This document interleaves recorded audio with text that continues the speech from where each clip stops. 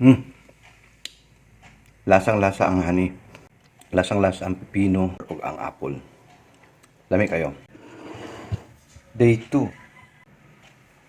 Pipino, apple. Let's go! Ito na. Ready na ang ato ang pipino o apple para sa ato ang day 2 na pamahaw. Ito yung i-blender para mas madali ang digestion. So, ano lang gawin itong buhatin.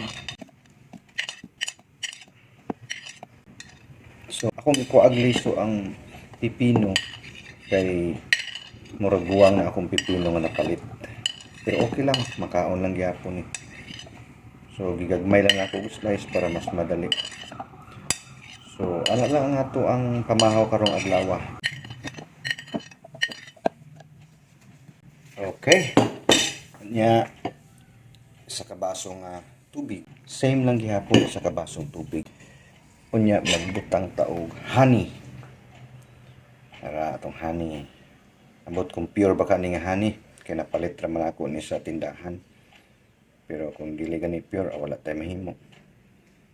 Okay, gamay lang ato ibutang nga honey. Up. Honey. Mga to. So sila dun. Para mo ang honey.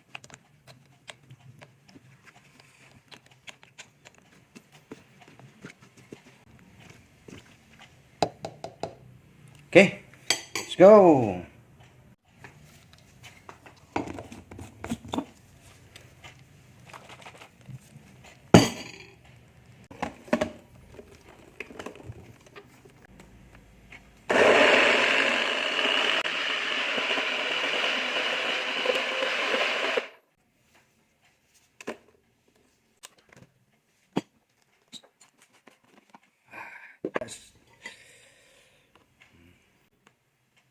Tilawan na to. Nilasa gid ang honey. Okay, sugod na ta. Sugod na ta.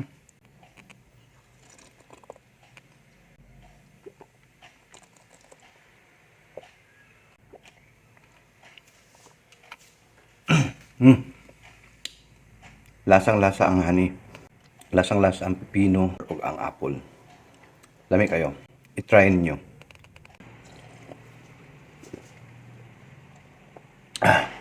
Sarap.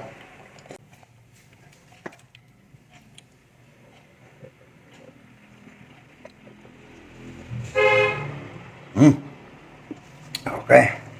Solve ang atong day 2 na pamahaw.